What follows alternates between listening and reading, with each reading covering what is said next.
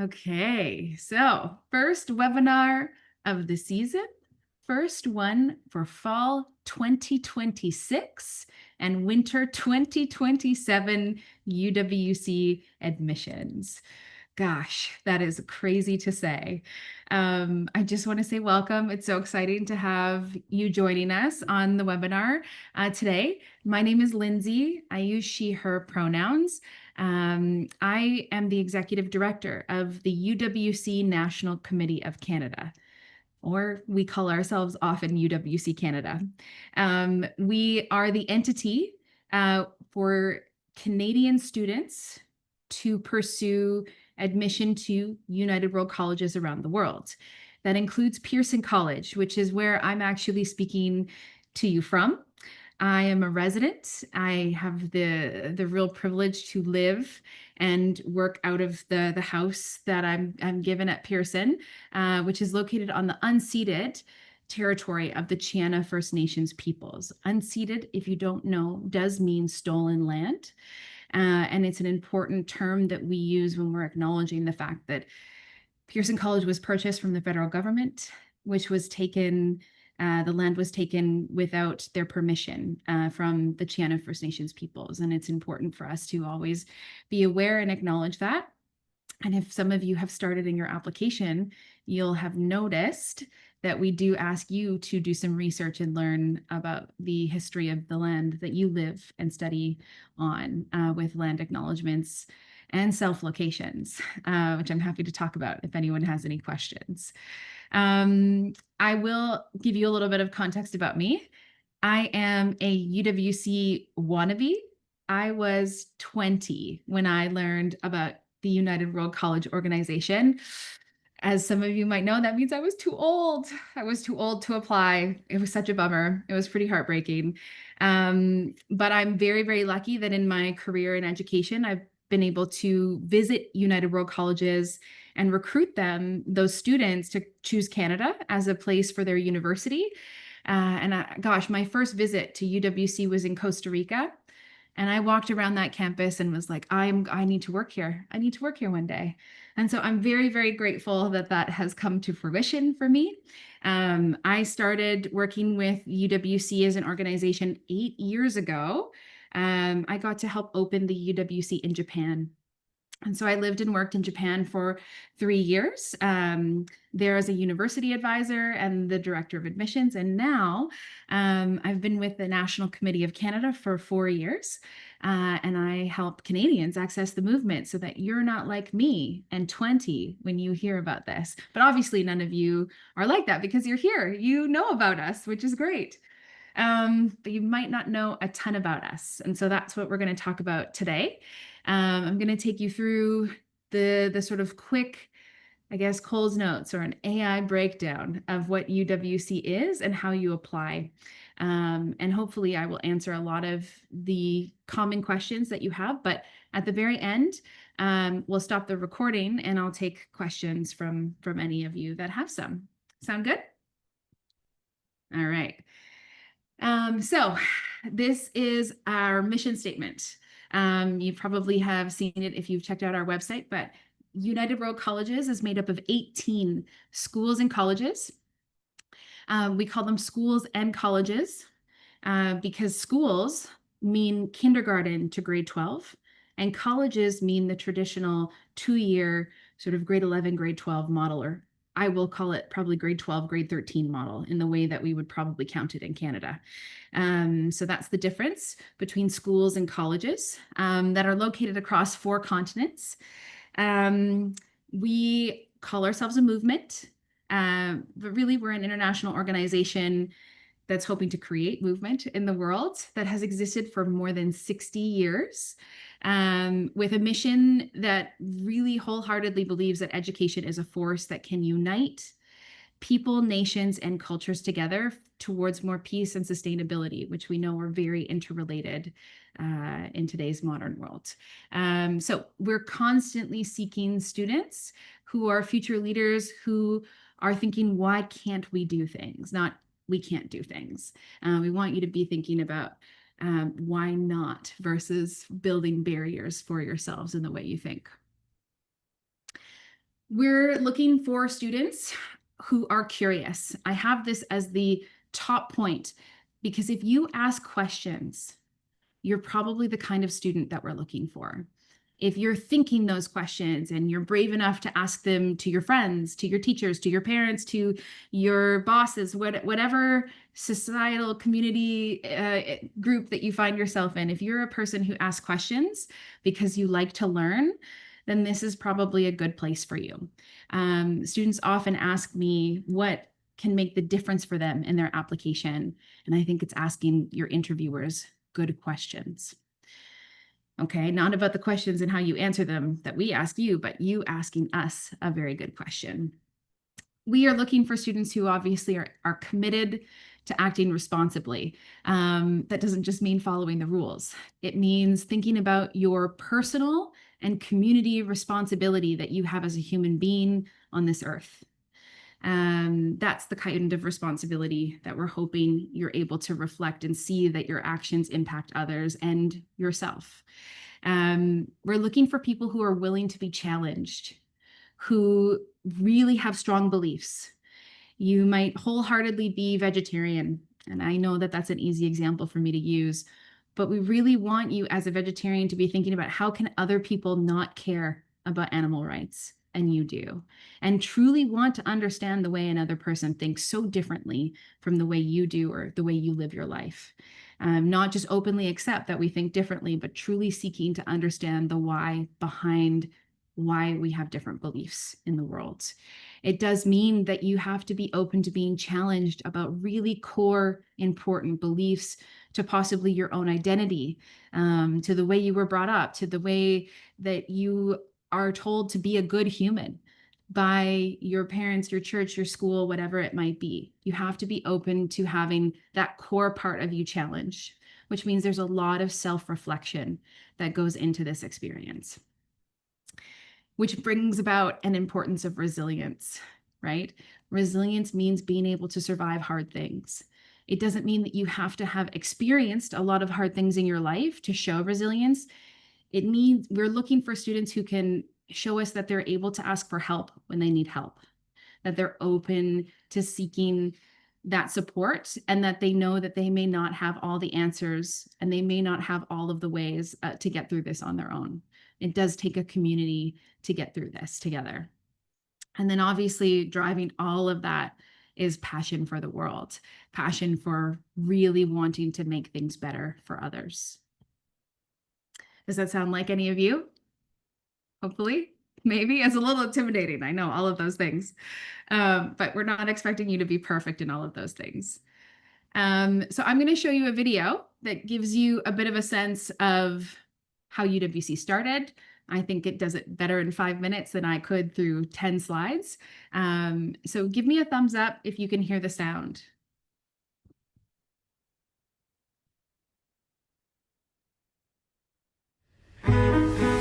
(1962).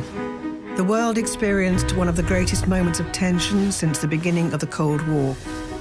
A direct nuclear confrontation between the United States and the Soviet Union is narrowly avoided.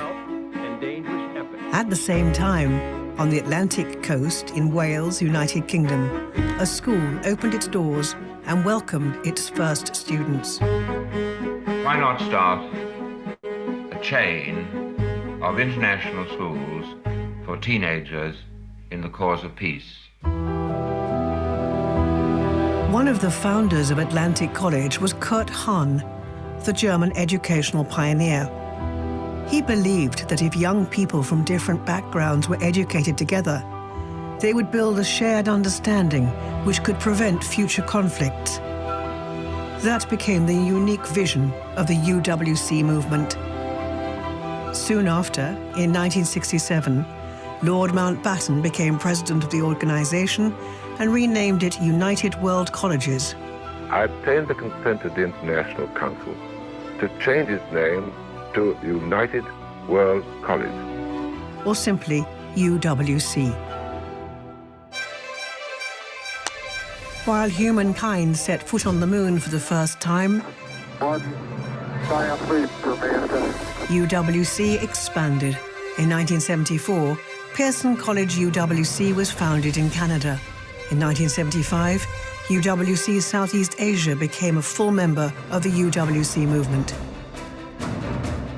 Lord Mountbatten was a driving force in the creation of national committees, led by passionate volunteers, who were responsible for promoting UWC and selecting students from all around the world. His Royal Highness Prince Charles, now King Charles III, took on the role of UWC president in 1978. They are not schools for wealthy people's children or the sons and daughters of diplomats or whatever, politicians, or princes. But in order to come here, you must qualify. By the end of the 80s, 7 United World Colleges had emerged around the world, including in Eswatini, then Swaziland, the United States, Italy, and Venezuela. During the 90s, with the introduction of UWC short courses, more young people benefited from UWC's unique education model. The UWC school network also grew, with 2 more UWC schools launched in Asia and 1 in Europe. Nobel Peace Prize winner, President of South Africa and anti-apartheid activist Nelson Mandela assumed the joint presidency of UWC with Queen Noor of Jordan in 1995. In the beginning of the 21st century, there were 10 UWC schools around the world. And despite the closure of the school in Venezuela, the number continues to grow. From Costa Rica to Bosnia and Herzegovina, from the Netherlands to Armenia and Germany, from China to Thailand, Japan and Tanzania. Today, the UWC network has 18 UWC schools and colleges across 4 continents. Every year, more than 12,500 students access a UWC education. UWC is represented in more than 150 countries and territories through its mostly volunteer-led national committees, with over 60,000 UWC alumni around the world. More than 6 decades and 2 Nobel Peace Prize nominations later, UWC continues passionately to make education a force to unite people, nations and cultures for peace and a sustainable future. With the world in a state of climate emergency, social injustice and global conflict, humanity is facing many challenges. Every day, UWC students and alumni, teachers, parents and families, donors and passionate volunteers actively make a difference in their communities and inspire others to do the same. Wherever a UWCer goes, they will be unwilling to settle for less. And they mean it.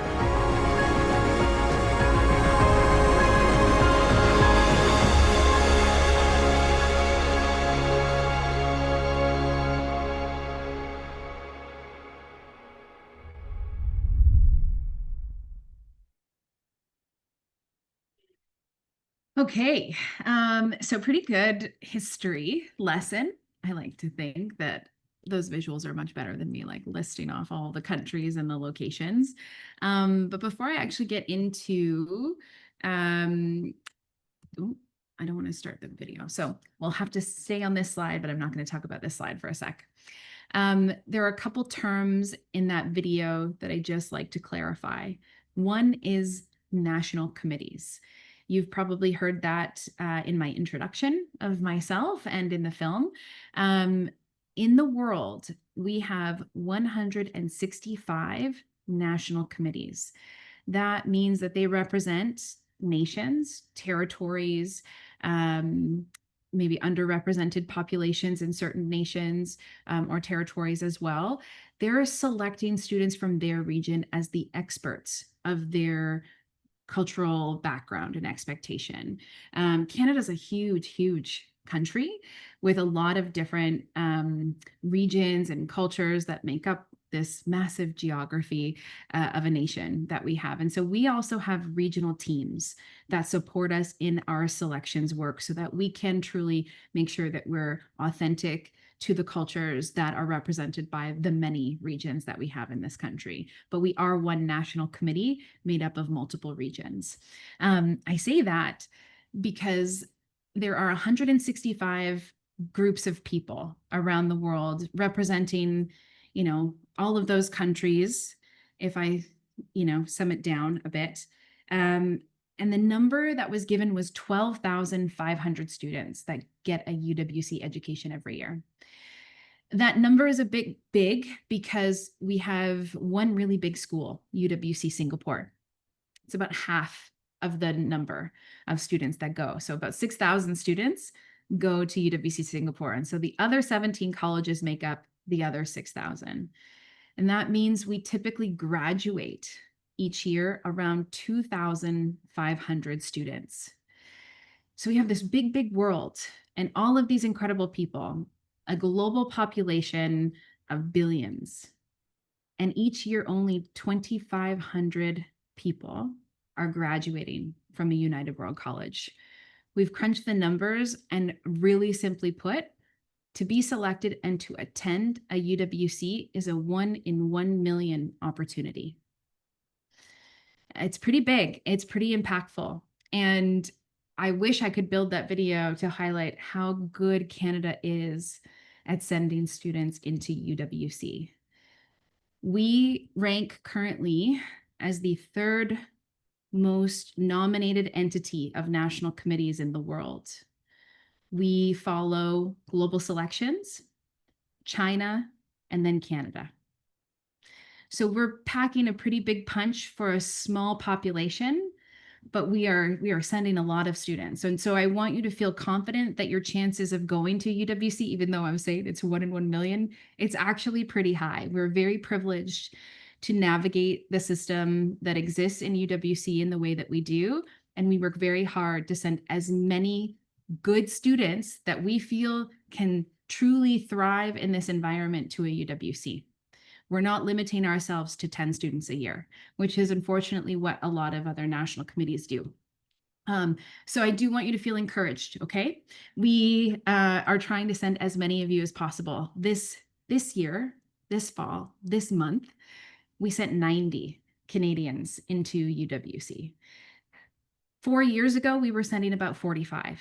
And so just to give you a sense of how we're growing, our goal is to send as many Canadians as possible without affecting the diversity of those UWCs too much, and make sure that we are helping Canada become better. Because if you think about it, if we send 90 students a year, that's 90 students that graduate ultimately a year. That's pretty small in terms of the kind of ripple effect that we're trying to create with this movement for our country. And for the many other countries in the world, it is often even smaller. So for context, those numbers should be humbling, but also, I hope, inspiring for you.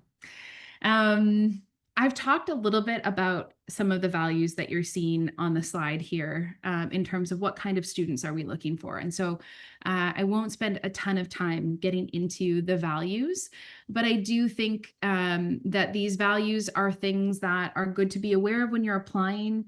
They're good to be aware of as you pursue your extracurricular activities, as you engage with your, your part-time jobs, if you have one, if you are a sibling and the way that you want to engage with your siblings or your family, that these are values that we hope that we can see naturally coming out in you as a candidate, through stories of how you live your daily life and what motivates you to do the things that you spend your time doing. It's also something that will come with you if you go to a UWC, that these are values that we're constantly challenging our students to bring with them and to, extend above and beyond in the little international bubble that we're kind of creating on all of these campuses.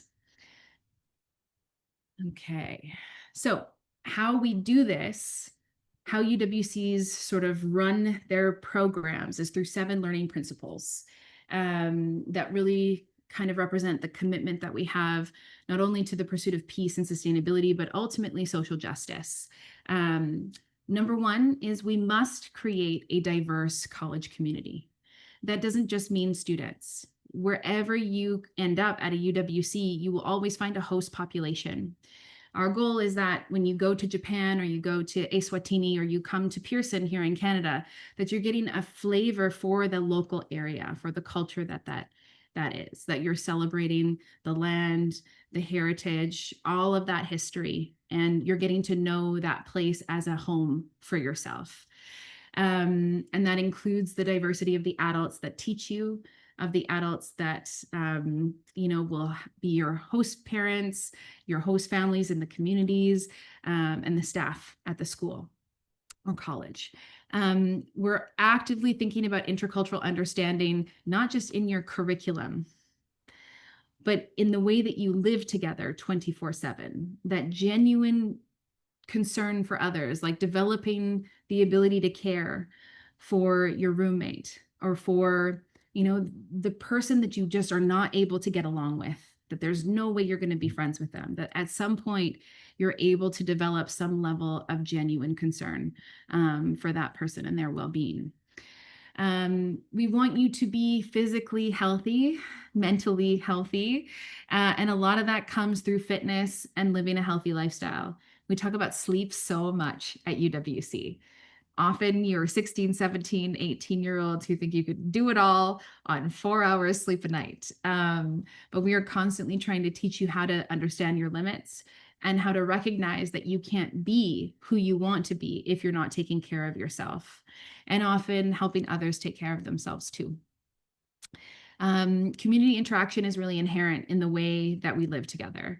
But we do things like monthly community gatherings at every school, where every person that is a part of your community, from the folks that are coming in and cooking your food, to cleaning the toilets, to teaching you in the classrooms, to fundraising for the scholarships, everybody that's a part of making this place a thing, you come together once a month to talk about what it's like to live together.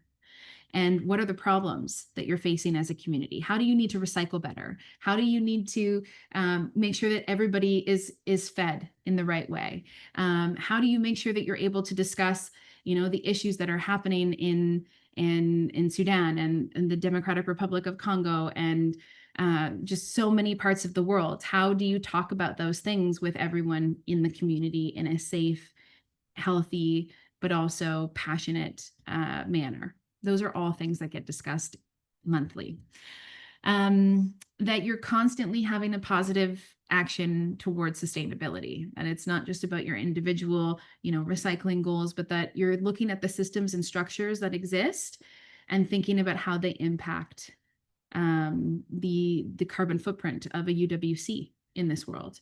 We have a UWC Costa Rica, that has decided to directly think about how our structure works, where we fly students in from all over the world, how bad that actually is for our carbon footprint.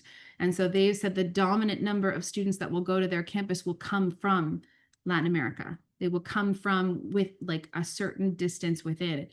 And that will be the majority of the host population, because it's a direct action to support a lighter carbon footprint on the world.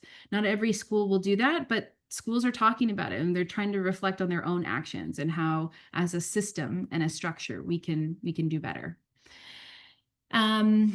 We're always thinking about personal initiative, self-discipline, and responsibility. This is going to come from students to teachers to staff, adults that are on campus. We are a place where people have capacity to do a lot, to go above and beyond what is asked of them, because they care so much about doing things well and doing good. And so we have a lot of people with great ideas, and we have a lot of capacity to put ideas into action. And so this is a busy place. There is a lot to be involved in. And we always are trying to recognize as many unique talents and abilities as possible, so that we can really lift up and collaborate, because that is how we really move things forward and get things done. So we sound like this amazing utopian place that is challenging. It is more than a summer camp, because you're going for 2 years, and you will get an academic diploma at the end of your experience. At least that's the goal. The curriculum that UWCs follow is called the International Baccalaureate. Now, the IB, it's what we refer to it for short, is available at all 18 UWCs. It is a 2-year program commonly offered here in Canada in many city locations. Usually, you can do the IB alongside your provincial or territory curriculum. And so you might be an IB student on the call here, and you're studying 2 curriculums at the same time. Or you might be a student who's heard about this as an option. We do run the IB typically without an additional provincial or territory curriculum, right? Pearson, for example, only offers the International Baccalaureate Diploma, whereas the UWC in Japan will also offer you a Japanese high school diploma alongside it. And it's just naturally built into the program that you do. So it does depend on the school, but for the most part, it's the IB and the IB only. So the IB program is a 2-year course experience. You'll pick 6 courses that you'll study over the course of about 18 months in the classroom, a few months at home over your summer break. And they typically follow the subjects that you're seeing on the screen here, although you can interchange one area with another. You can typically interchange 3 and 4 and 6. So you must take, actually, you can usually also do language acquisition. So 2, 3, 4, and 6 can be swapped one for another. But you have to take math and you have to do studies in language and literature. Basically, you have to have English and math in order to pursue any university studies, typically, or to get a high school diploma. And so that's why those are kind of mandatory. But if you want to take 2 sciences, for example, and you're not a super artsy person, you can replace the art with an extra science, but you are limited to only 1 swap. So if you're a person who really wants to take 3 sciences at the grade 12 level, the IB as a program will not support you in that. There are ways that we can advise you on how to do that with your provincial curriculum, and I'm very happy to help you manage that. But it is restrictive a little bit. If you're wanting to pursue engineering, you'll only be able to take chemistry and physics and math. Those are kind of requirements. So there's some like future post-secondary things that can be somewhat challenging when you have to have this well-rounded diploma. I think it's great. I'm a big fan of the IB. There are some parts of this curriculum that I would say are quite colonial. They're very Eurocentric in their model, but it is still global. It is still a curriculum that has not been designed by a government telling a public group of people as they grow up what they're supposed to learn. It is designed to make you think. It is designed to help you see the world as a global citizen. And I think those are very important values that are really naturally built into this curriculum. And so it's always a joy to talk about. It's also very well recognized at universities across the world. And so it's a very good program to pursue, but it is harder than all of the provincial and territory curriculums that we have in Canada. And so you do have to be ready for school to get harder if you're to pursue the IB. The math especially is a tough jump from every province and territory. And I would say chemistry and physics tend to also be quite challenging, depending on your background for Canadians.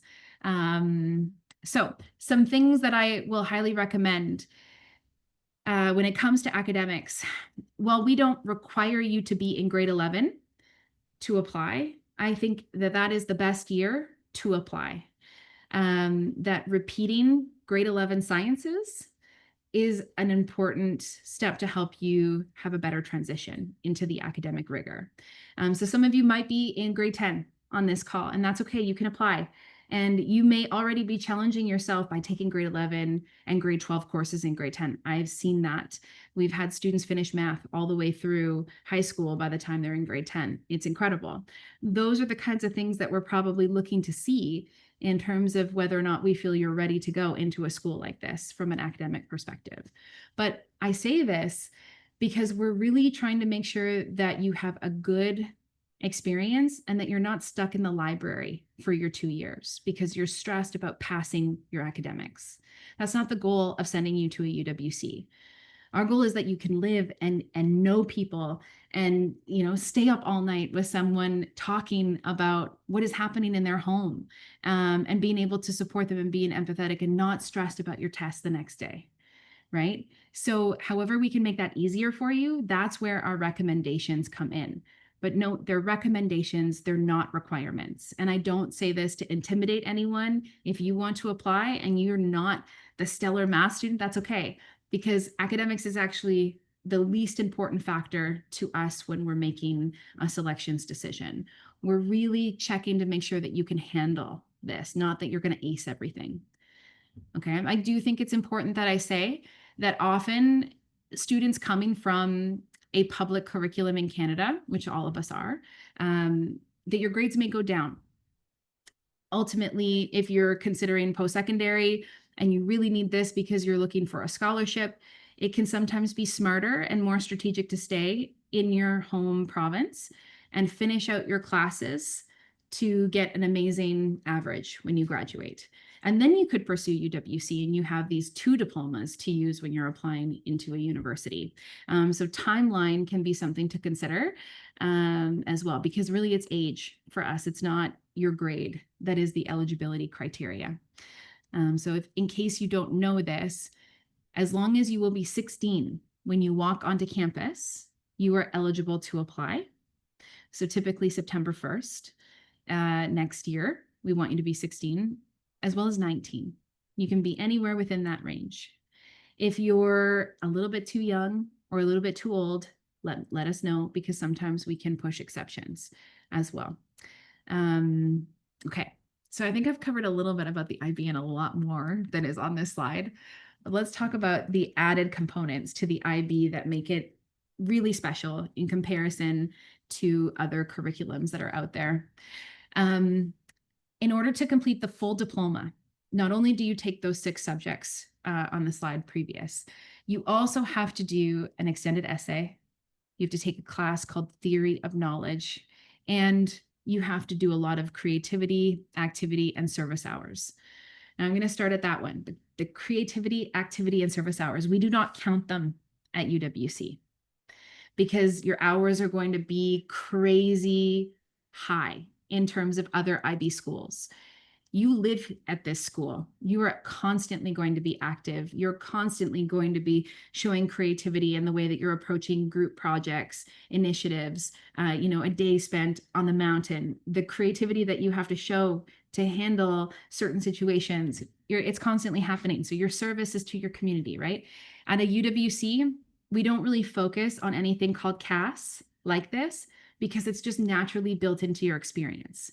And so you're doing the CAS IB requirements on steroids when you go to a UWC. You have to be ready to be engaged because you're going to be on a lot. Theory of Knowledge is a really interesting course. I think students sometimes hate it or love it, but it is designed to teach you to question where your knowledge has come from, who wrote the books, why we're listening to the people who wrote the books. Where does fact come from? What makes it a fact?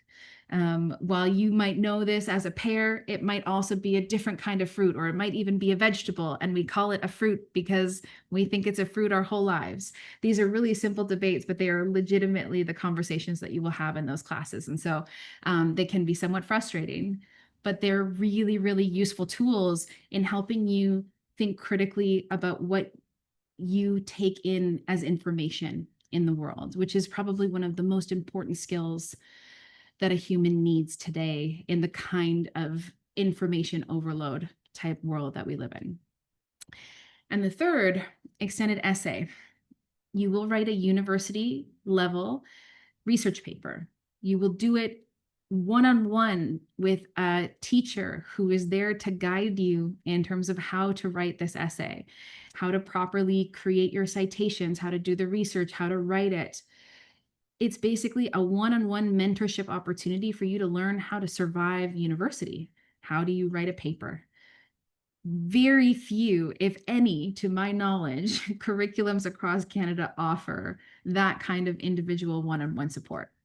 So it might sound a bit scary. It's such an incredible experience, and it will make going to university, if that is the path that you choose, so much easier. Because you will already know how to do a lot of things that many of your first and second year peers will not have ever experienced. Okay, I want to highlight a couple more exciting things down below on the new section. We don't just do the IB diploma anymore. We, as an organization, started the IB in the 1960s. We were one of 3 schools, Atlantic College, that helped develop this curriculum to begin with. And we're also helping develop the new version of the IB because we recognize that there is a ton of colonial expectations built in and history built in to a lot of the curriculum that we're studying. And so the new IB diploma program is being called IB Systems Transformation Pathways. This is a program that is in its 3rd year of development, and it is available currently at Atlantic College and UWC Singapore. It's also being trialed by 2 other IB schools here in Canada that are not UWCs, just so that we're making sure that we're expanding the test audiences in the way that most curriculums need to be developed. And at Pearson College, they offer something called the Climate Action Leadership Diploma. Now, it's not just climate action and it's not just leadership. They are integrated, but you are going to learn a lot of leadership skills in this program.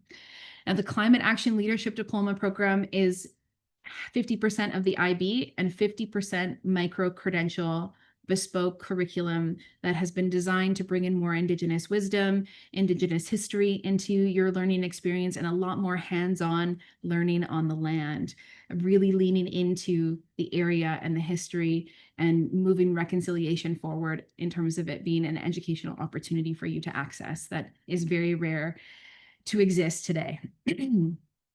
Typically, we send 3 to 4 Canadians into the climate action program each year. So it is pretty competitive to get into, but it is a very, very cool, exciting program. It's one that, depending on the province or territory that you may be applying from, I'm going to probably recommend that you finish grade 12 because it does not count as a high school diploma. It's a 2-year program, but universities in Canada in particular don't always accept it for entry. You need to have graduated from a high school curriculum. But if you were to pursue school in the US, it's no problem. So it really depends on what your goals are in terms of considering the climate action program. I'm happy to have one-on-one conversations with any of you that are thinking about it. And you also don't have to make that decision. It's a supplemental part of your application. If you want to be even considered for it, I encourage you to just answer those 2 additional questions on the application. Okay, let's get into how do you get selected?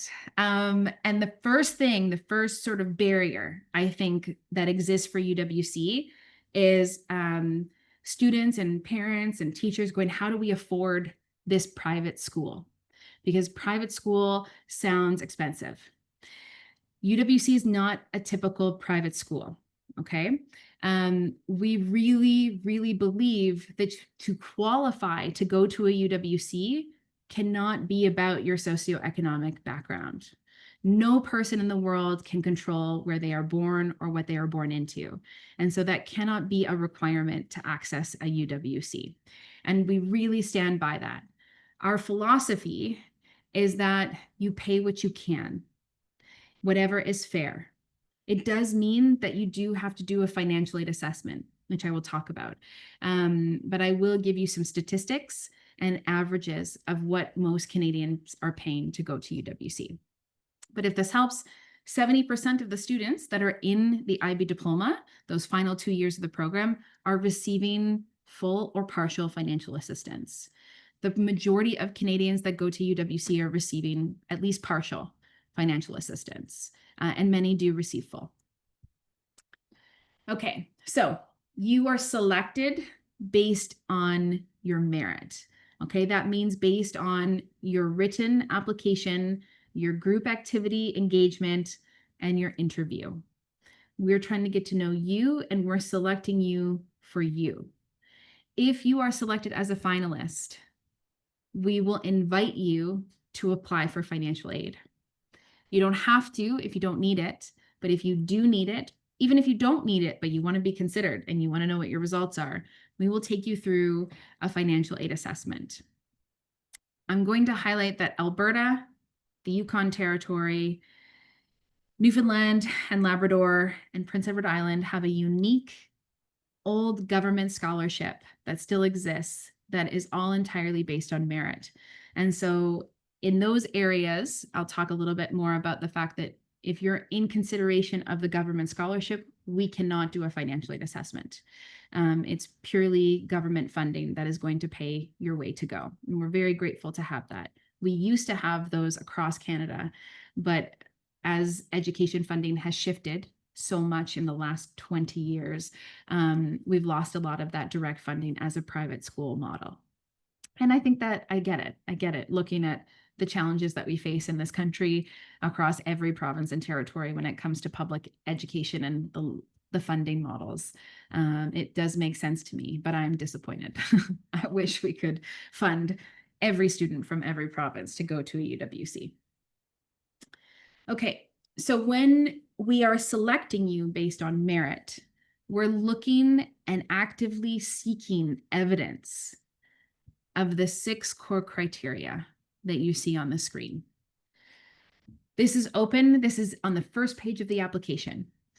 This is on the website. This is not a secret. We are often looking for evidence, which means we need you to share with us stories and anecdotes on how you represent these criteria. Intellectual curiosity and motivation is pretty easy to show if you tell us what you like to learn about. Tell us about something that you chose to learn about beyond what a teacher asked you to research.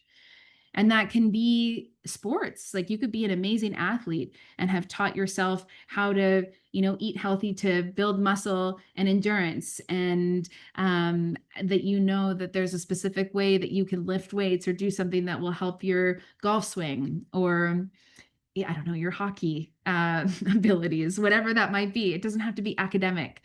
We want to know what you're excited about, what you love to learn about, where you've shown your own initiative in learning. Okay. Active commitment to your own values. And we hope that those tend to align with the values of UWC. How do you spend your time? What do you spend your time doing? If you're limited in terms of time, is that because you're helping to take care of younger siblings for your family, or you have these responsibilities that you have to focus on? Those are all important things for us to know your context and how you spend your time.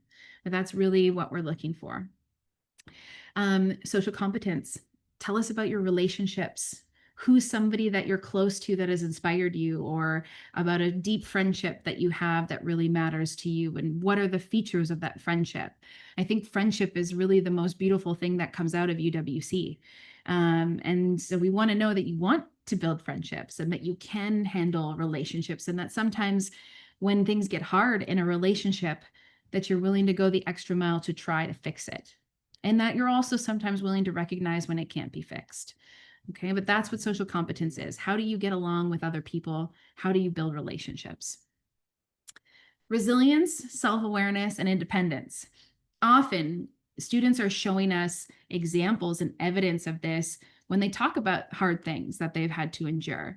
Friendship breakups is a really common one that shows a lot of self-reflection, self-awareness, the ability to be independent, and stick it out, right? You go to the same school, but you've had a tough friendship breakup.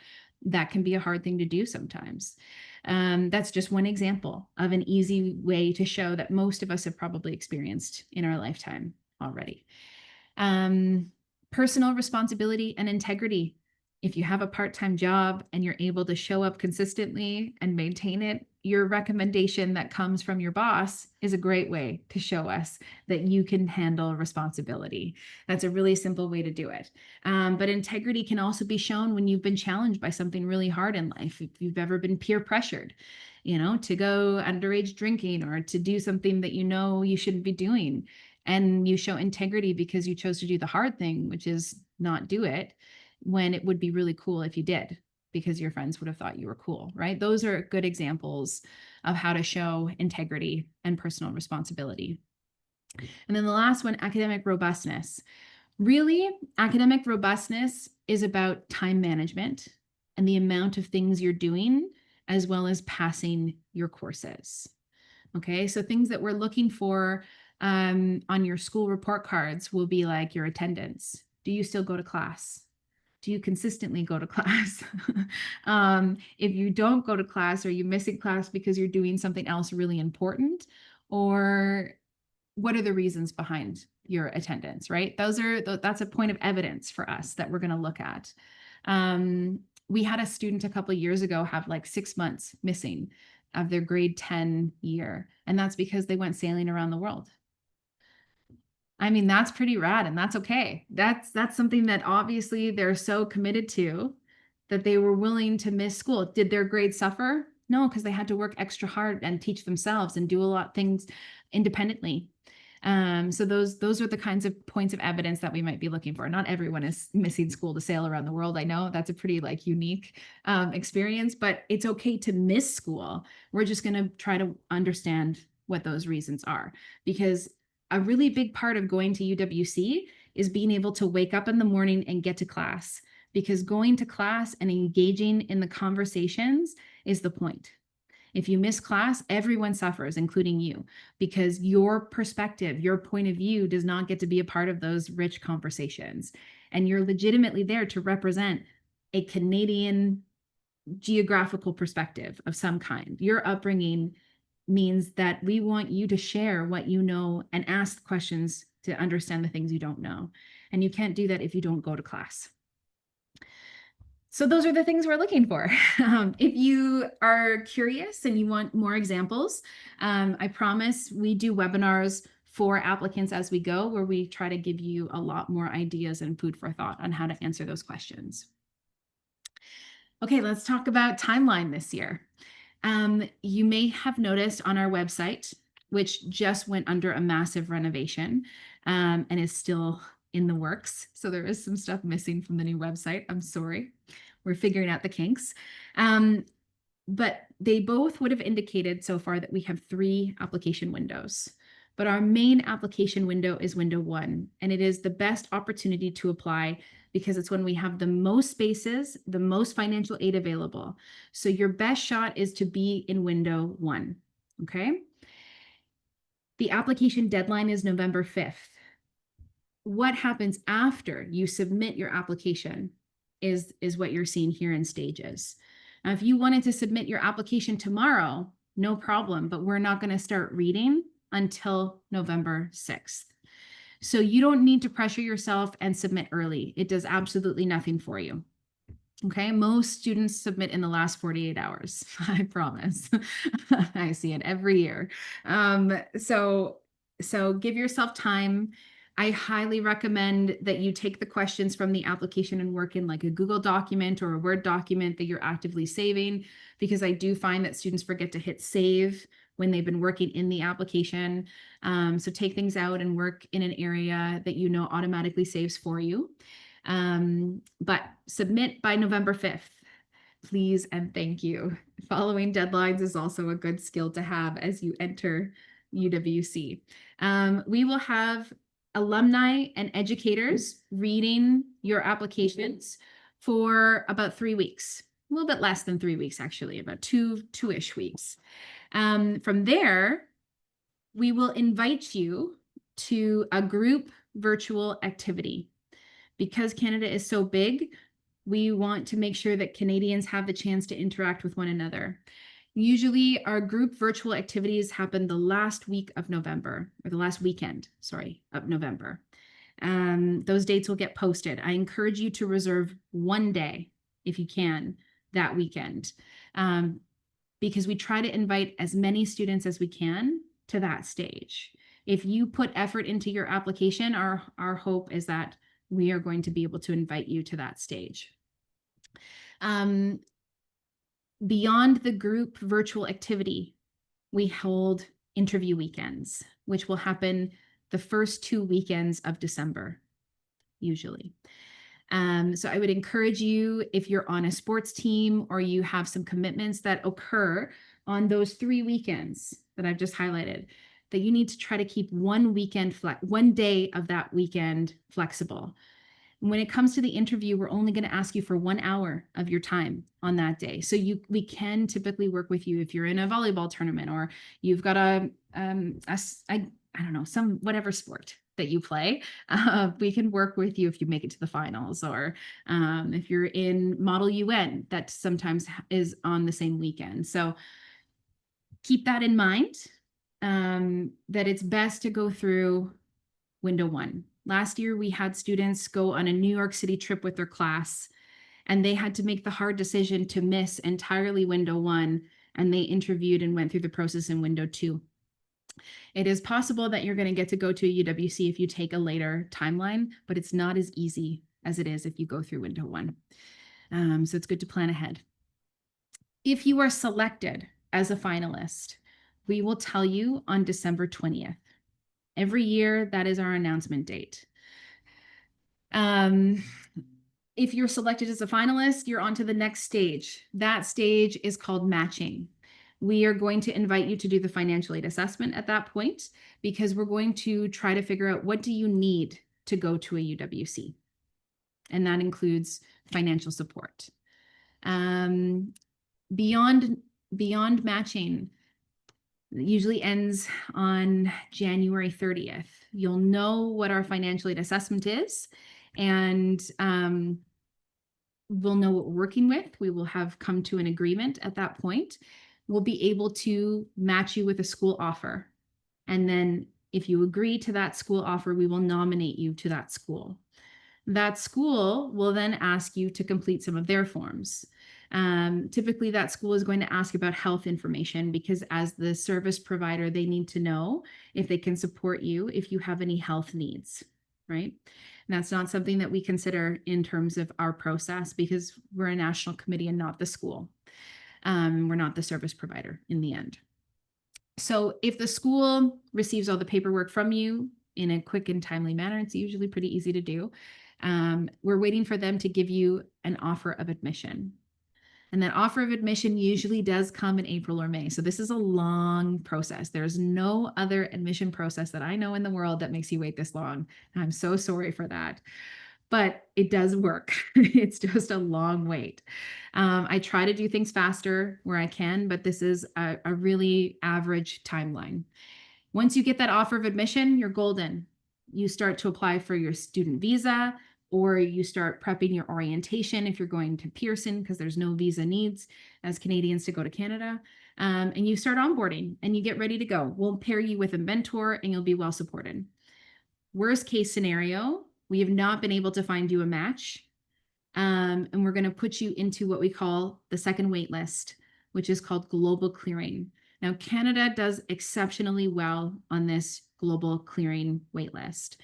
This is when we find most of the financial aid really opens up for Canadians that need it. So it is very common to have to wait until late June to get matched to a school. We placed about 15 students in global clearing this year, and we tend to do a number every year with that. Even more worst case scenario, we don't get you a match and place you in global clearing, you go on the Pearson College wait list.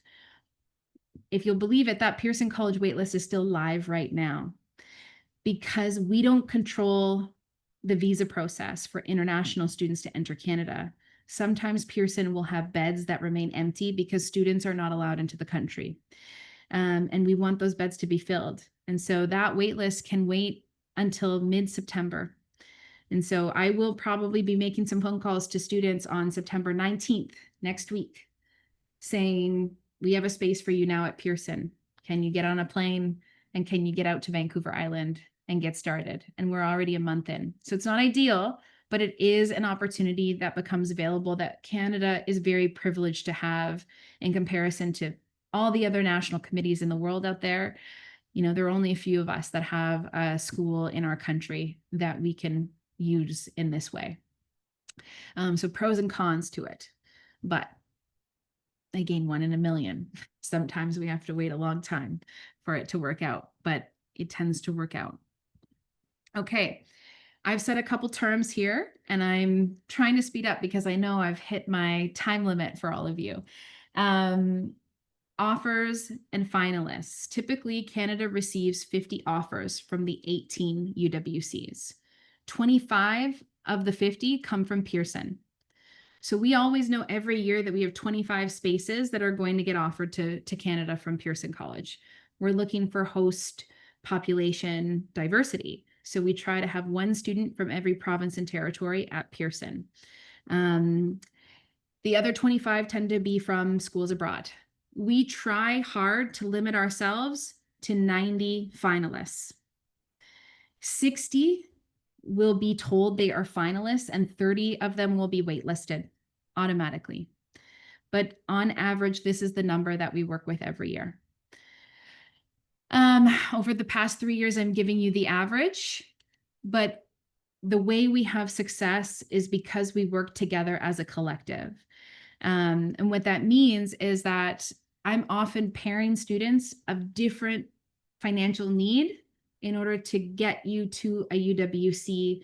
And that's how we kind of spread out the wealth in terms of how students work as a collective in general.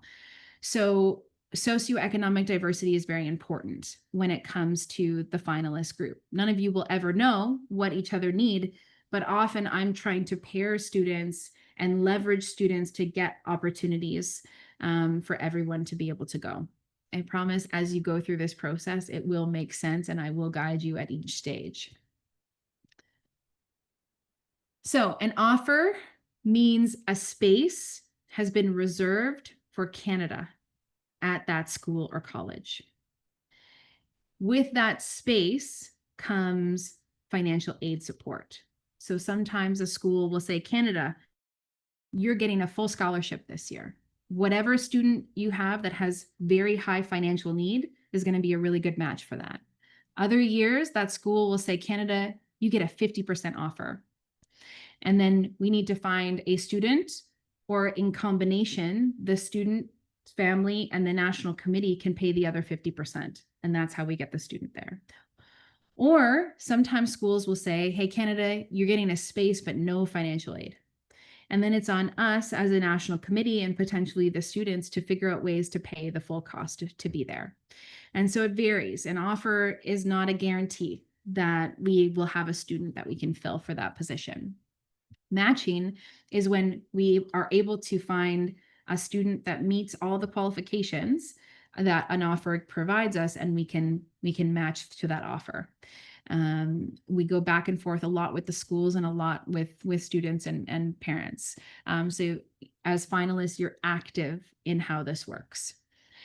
A nomination means Canada is giving you that space that we have matched you to. That Canada is fully invested in you representing us at that school. And so we are nominating you for final approval from the school.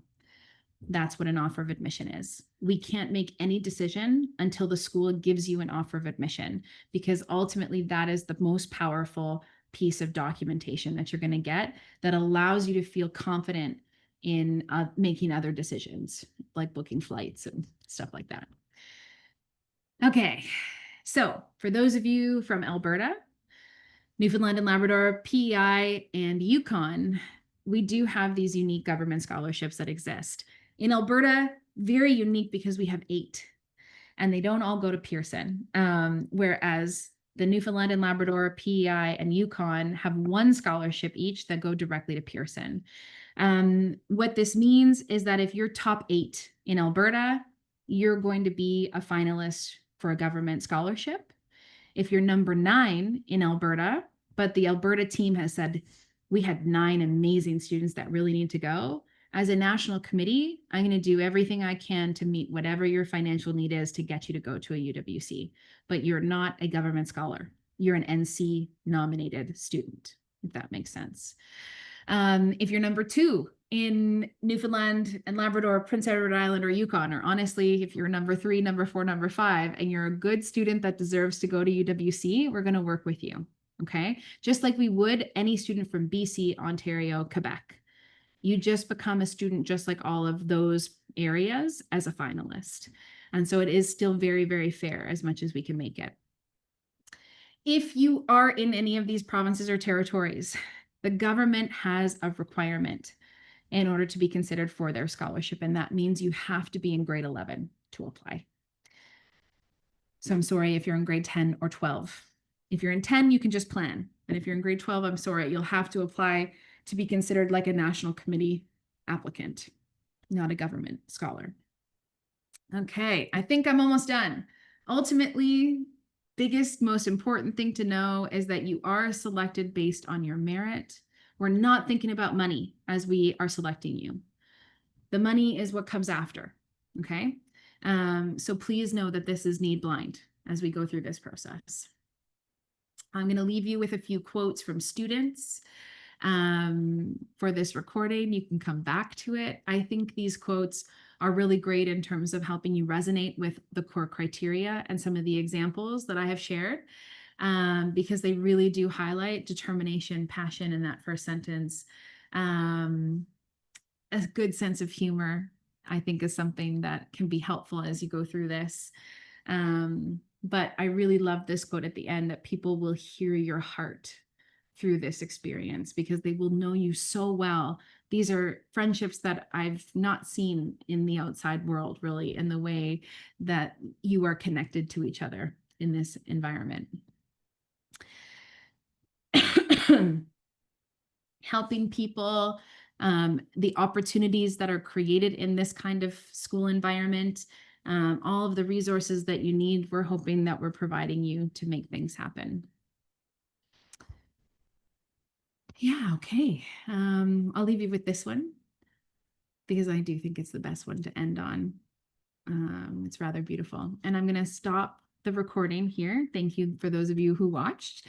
And we'll take some questions. Here we go.